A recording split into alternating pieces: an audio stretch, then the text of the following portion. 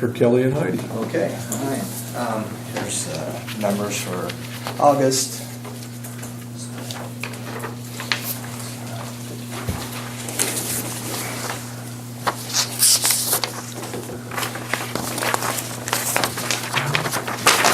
Thank you. Yeah. Good, how are you? Good. Good. So last month I told you that we were going to be booking, and our financials, they haven't come out yet because we won't have our meeting, board meeting until the 27th. But we're booking $550,000 for our midterm cost report onto the financials. So in doing so, that will show us at a loss, but our cash is still really strong. Our cash is about 128 days of cash on hand right now. That's up, if you compare it to this time last year, it's up about 67 days. So we were at 62, I believe, about this time last year. So, but just wanted to remind you that I told you about that last time. But you know, our census are still strong. We have about, well, I think about 10 people we've had in the hospital off and on this week. It just continues to be really good. Good. Numbers at the clinic are good, so things are doing really well. So, Good. Very good. but, any questions for me or No, but Heidi? can I get on the agenda for the hospital board meeting? Sure. Yep. 2 minutes is all I'll need. Okay, sounds good. We'll add you. Okay. And I have that for the 27th, is that correct? Yes.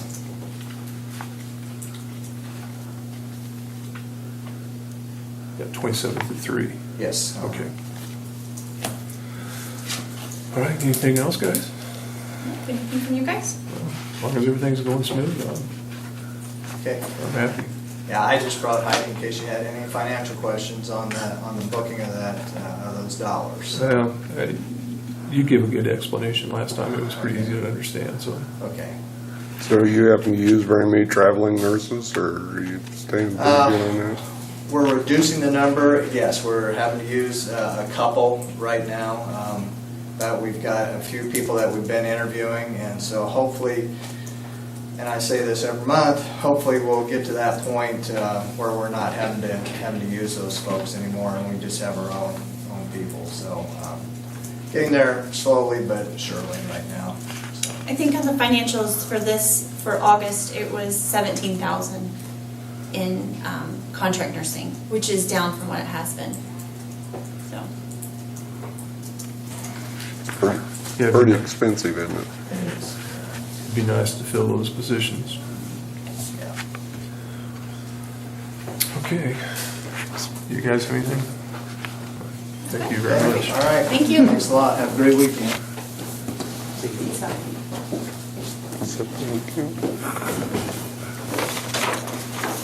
They ought to average some of this up. Yeah. I even get 0.84% of a person. Medicare, and you're not meant to understand that. Exactly. Good morning. Hey. Are you ready? We are. Have all of you met, do all of you know Jill? I don't know whether, why don't you introduce yourself, Jill? I'm Terry Ryder. She's another one of my bosses, so. How are you? Good morning. I'm She's our city clerk, so. How are you? I'm good. How are you? Good, good.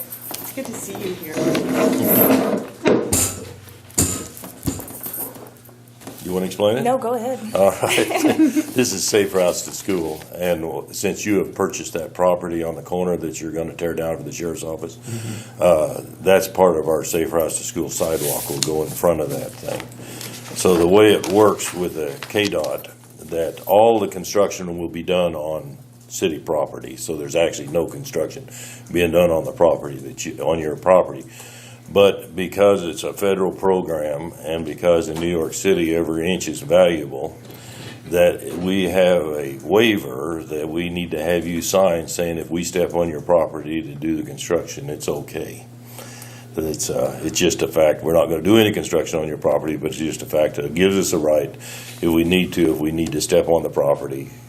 There'd be no damage done to it. We're not even going to do anything on it, but just the right that we have the right to step on your property. So the sidewalk's already in place? No, we're building it. It'll You're be, gonna put in sidewalks. yeah, we're putting it all, Safe Routes to School are gonna, it's been a long-going 5 or 6 year project Do we need to with tear Bird out City. that old one we tore out? You've heard so much about Safe Routes to School, now we've done it for, but just because, it's just that piece of property. And then the second piece of it is, there's actually, because of federal law, that indeed you could be compensated for the right to give us, to step on your property, and Jill done some quick math on it and worked out it. It might amount up to $30 at the very most, but it would require evaluations, it would, assessments. But it's KDOT rules and we gotta live by them. Yeah. And so, we have to get this from all the property owners. Do we have to tear out the old sidewalk? No, we do all of that. We're gonna do all of that. It's a complete project, because it's all on city property. None of the construction is So either. when we tear down the building, just leave the sidewalk? No, tear it down and go ahead, and that'll save us some money on the bids. Okay, that's what I was Yeah, thinking. because really, our bids won't go out until, I think, December. Yes. And so anything prior to that would save us money. So, yeah. And that's the typical, if you feel so generous to say we'd like to include and build the sidewalk when we do our building, that would save us some additional money, would allow us to go extra. This is, it's a $200,000 grant. Century 2 has put probably about $70,000 into it already. And where's the sidewalk run from the? It's going to start at the school and run down the east side of Main, what I call Main Street in Bird City, clear down through to West the, side. yeah, on the east side of the Oh, yeah, street. no, East side of the street, clear down through to where the emergency building is. Then it will cross the street there Oh. and then go on north from there. And where's it end at? Actually, as far as our funding goes, that's the unknown. We don't know how far our funding At least will to go. LeBeau, Yeah. to where you turn to Yeah. go to the park, I think is. And we're going to try to find additional funds. And everything we do with KDOT is more expensive than if we just hired a local contractor to do it, and we recognize that. But when the government's giving you the money, why, you got to live by the Play by their rules. rules. Yeah, so Jill has them, and we just need one of you to sign it, that you're authorized to do that. If you would, Absolutely. Leslie, reach out. Yeah. Those are both. And basically, this is just a matter of during the construction, Yeah, you got can't your stay within the width of Yeah, the sidewalk. in case we I would. mean, Yeah. you've got to have room to move, Right, right? yeah. It's just that 5-foot temporary easement in that area. Right. The only concern that I have is that I spoke to Cody Beeson about the construction of that building when he has that in place. I mean, we don't want to put something in there and then all of a sudden there's going to be a driveway that he is wanting. And so we were trying to kind of hope that he would get us kind of a vague idea of what he is wanting before. So you want to know which way It's the garage door Kind is? of, yeah, those are kind of some of the Well, things I that we think would need only to know. Cody possesses that information. Oh, Right. okay. Well, sooner the better we can get it. Yes. Then that, but like I say, the bids won't go out until December, but for our engineer's purposes, it'd be real nice to know which, Yeah. and I don't know where he's gonna put that. I'll leave $30 with Scott and I'll. It might not even be $30.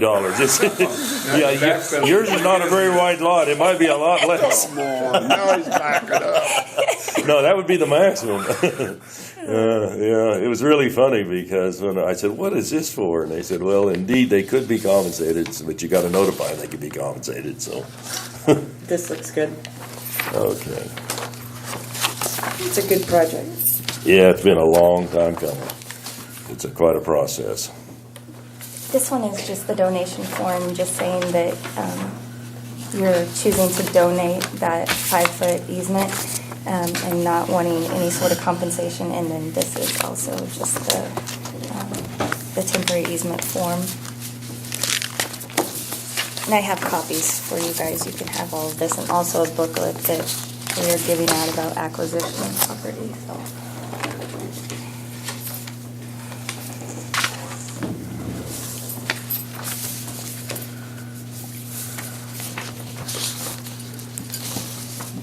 Even the mix of concrete has got to be different than what we normally use here.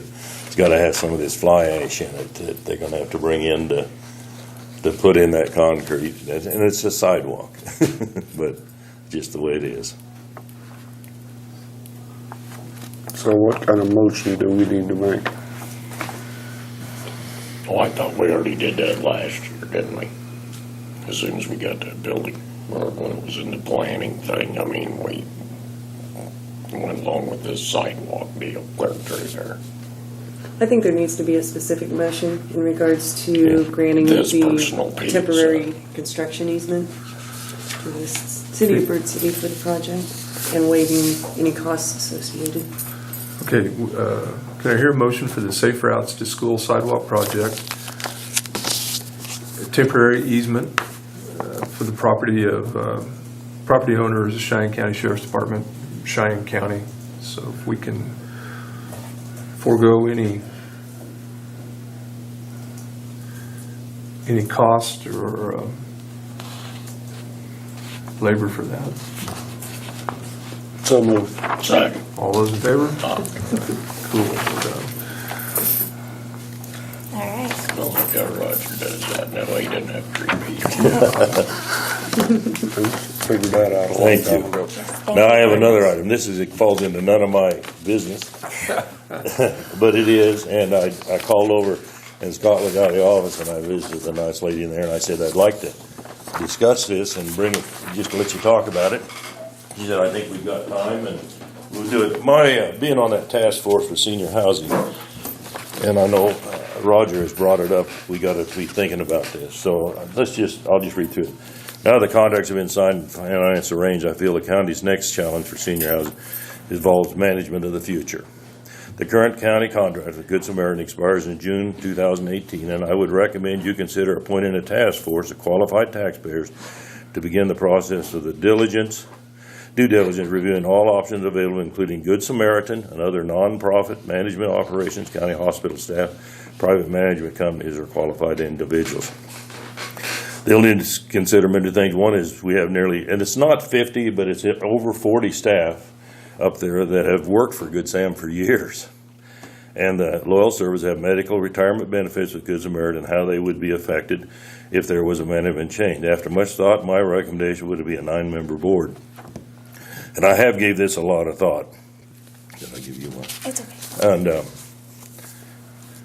we can't have 2 commissioners on there because then we'd have to post every time that you got together. It would be very, very expensive. I feel like on the task force with the building that it would have probably been better if we would have had a commissioner on that task force just in case. That way you'd be apprised of what was going on through the whole process. You've kind of, we've had to just fill you in kind of, Ed, over the years to say this is what we're doing. I think if you had to have a commissioner on it, that way they could discuss with the other commissioners at your convenience. I don't know if that'll work out. Yeah. Somebody'd hollered conflict of interest. Well, they might have been. Yeah, they could have been. But that's just a thought. This is a task force, so the county attorney, because this is a real legal issue that we're going to think. I do believe the Good Samaritan contract we had today was very one-sided. I think it's a situation where they got paid to do the management, and then if there was any profit, they get the profits as well. That's normally not the way. But we was at desperate times at that time, and I understand how it happened. A member of the task force, and Tom has agreed that he would do this. He has a lot of knowledge in healthcare. He's been with Great Plains for years. He's not on that board anymore, so he wouldn't have a conflict of interest. And he can, from our side, from the task force standpoint, he could be able to keep you kind of, here's what we got available. Member of the Nursing Home Advisory Board, and they have one. A nursing home employee elected by the staff, whoever they think would best represent their staff, because it does affect them. A member of the hospital board, and then a hospital employee elected by the staff, because there's been a lot of discussion around the communities that it would be possible for have one management thing manage the hospital and the nursing home, because even then the number of employees is large, but we have a situation where they recruit against each other many times. There's people that move from one to the other, and we really don't need this in Cheyenne County. We're shorted anyway. And it could be even the ebb and flow of patients available could be monitored a little better to where we need an RN up at the nursing home. We really don't need 2 of them at the hospital today. Just your thoughts. St. Francis Community Foundation member and the Bird City Century 2 board members. And as in my last paragraph says, I think it'd be important that you find people that want to serve rather than are willing to serve, because there's a big difference there. There's some that say, well, I'll do it. I really don't want to do it. But this is going to be a big decision. I think the healthcare of Cheyenne County, if we're gonna do it right, it needs to be a flow-through whole process, where the people that have worked in the hospital, they know when they're going to the nursing home, they don't have to re-educate the staff on what's going on and what this patient needs or doesn't need. Now, once again, it falls into none of my business category, and I certainly, but anyway, I wanted to bring it to your attention. That was just my concern.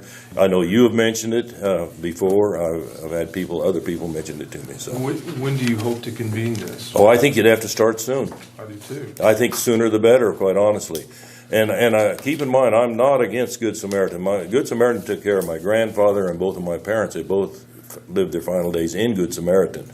But whether they're the best option for the taxpayers in this county, that I don't know. And I think it's going to be a pretty, I think with your help, with the legal standpoint, because the last time they went into it, kind of not knowing what the contract said and all of that, it's going to be very important. So I am very much in favor of participating in this.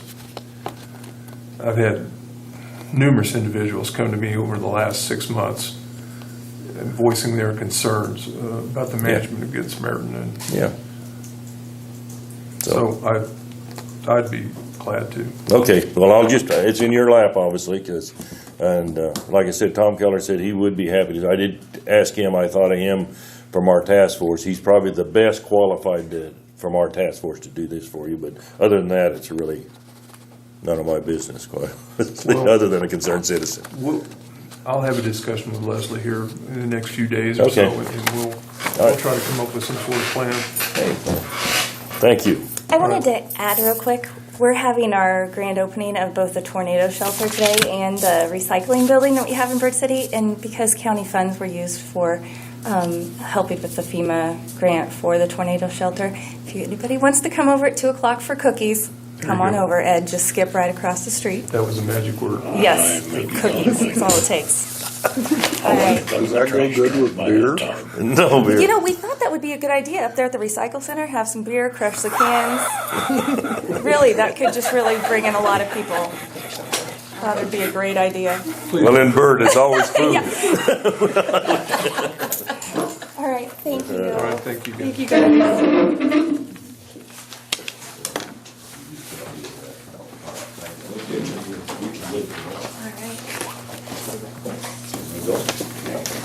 We'll take a 5-minute break, please.